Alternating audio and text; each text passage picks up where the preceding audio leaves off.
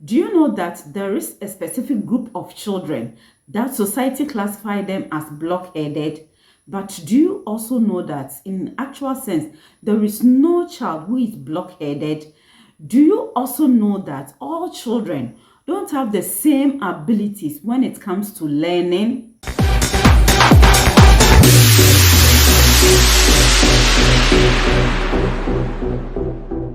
Today we are going to look at learning disabilities among children.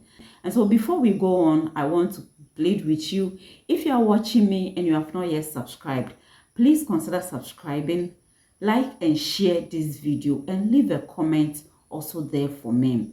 Now, I also want to let you know that this video is going to be in parts. So this is the part 1.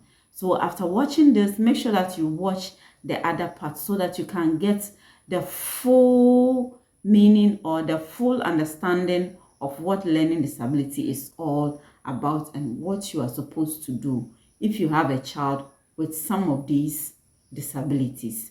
In my subsequent videos, I'm also going to talk about my learning disabilities and how I was able to sail through to get to the point I am now. Now, what is the meaning of learning disabilities? When we talk of learning disabilities, what does it mean? When we talk of learning disabilities, we are saying that they are a group of neurodevelopmental disorders that can significantly hamper or delay an individual's ability to learn new things.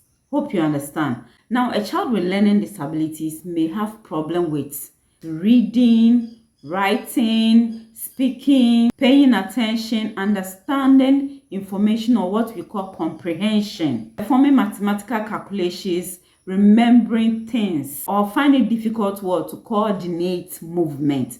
Also, studies indicate that 8 to 10% of individuals who are below the age of 18 have some form of learning disabilities. When we talk of learning disabilities, it's usually developed when the child is very young or when the individual is very young, and it's mostly diagnosed or seen when the child starts school age. That is because school is all about learning. And so if the child has problem with math, problem with reading, writing, you will not know when the child is at home. But the moment the child starts schooling, then these things will pop up. Even with some people, it is not even seen or diagnosed till they are old and even working. So what happens is that such individuals whose own is not diagnosed usually go through life without knowing why they cannot perform certain tasks, why they are not doing well at certain things. They don't know that they have learning disabilities, and so they need some interventions.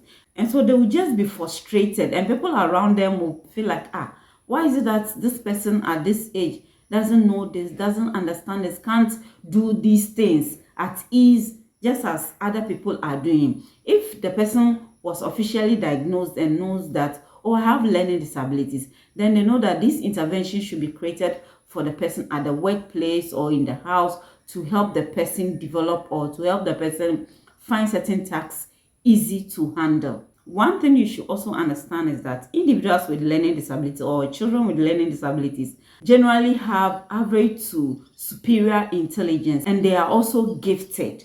Do you get? So they might be gifted in artwork, fashion, or some specific areas. Some are even gifted in maths. And so when we talk of learning disability, it doesn't mean that the same person doesn't know English, math, science, reading, writing, and all those things. The person might not be good in writing essays and all of that, but might be gifted in maths, or even might be gifted in the area of science and technology. What we are saying here is that a child with learning disability is often bright and intelligent, but such a child may have some gaps between their potentials and the skills expected of them when they are compared to children of the same age. That is why we are saying that no child is blockheaded, okay? We have children who have learning disabilities when it comes to writing. They are not good with writing.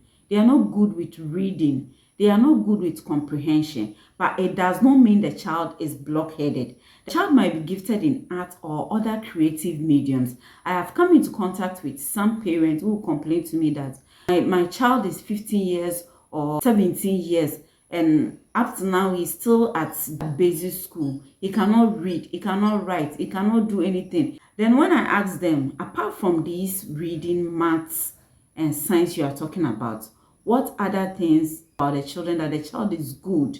And then sometimes they will tell me that, oh, this child always drawing, or you see the child picking pieces together, trying to make a dress or something. Then I'll ask the parent, was the child taught how to draw?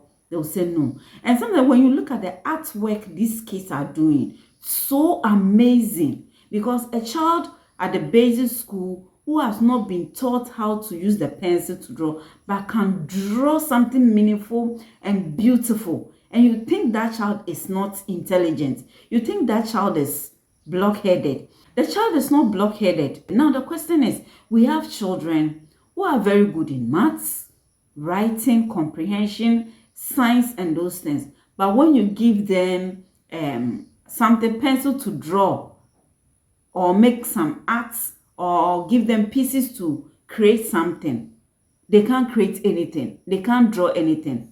Do you consider those children too as blockheaded? No. As for those children, you see them as, oh, very intelligent children.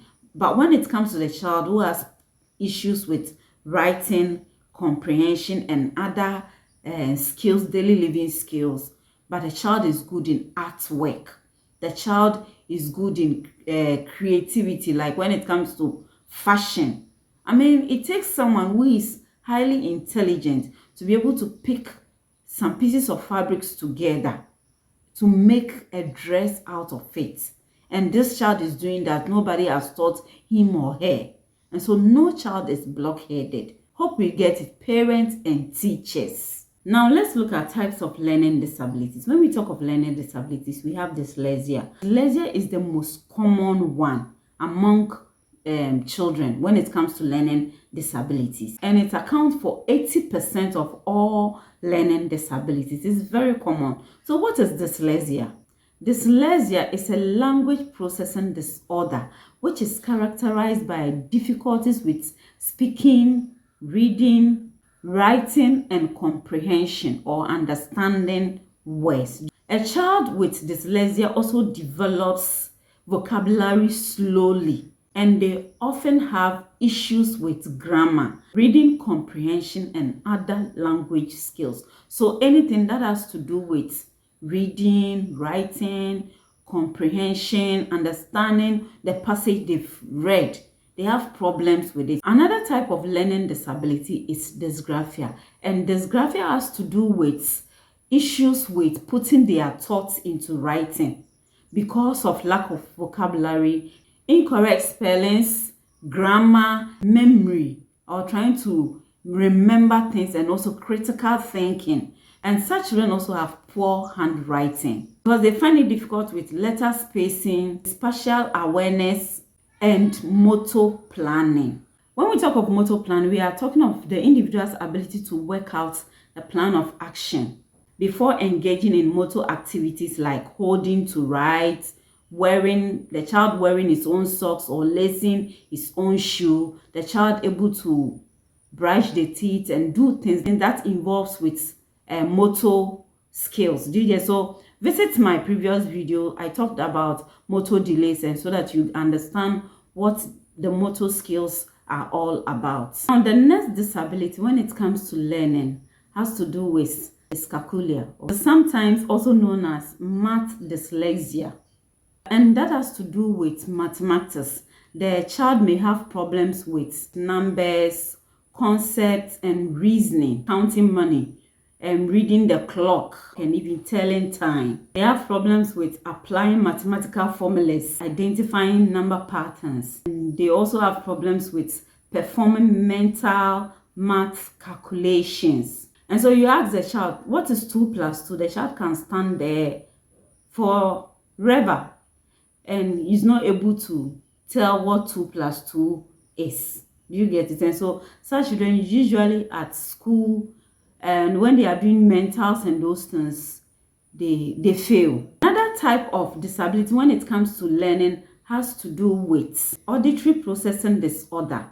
With this, the child has problem with processing sound because The brain cannot interpret what the ear hears. It misinterprets it to the child. And because of that, they may confuse the order of sounds in some words, or they may have difficulties differentiating between the teacher's voice and the background noise. And so the child gets confused with the order of sounds in some or certain words. Hope you understand. The next learning disability is language processing disorder. This disorder is a subset of auditory processing disorder. The child has difficulties with processing spoken language. The child may find it difficult to understand words, sentences, and even stories. Another one is also nonverbal learning disability. Children with these difficulties, they have problems with interpreting nonverbal cues like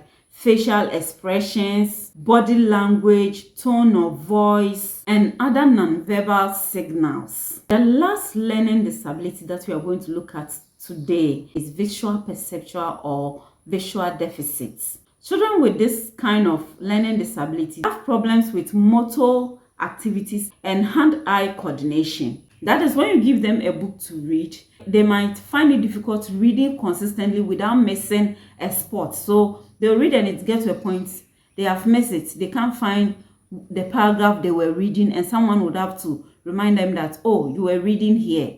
Do you get it? And they also usually demonstrate unusual eye movements when they are reading or writing. And they tend to confuse similar looking letters. They also have difficulties with navigating their environment. And they also struggle with managing their items like pen, pencils, glue, scissors, and crayons. And so every child and the specific learning disabilities they are facing.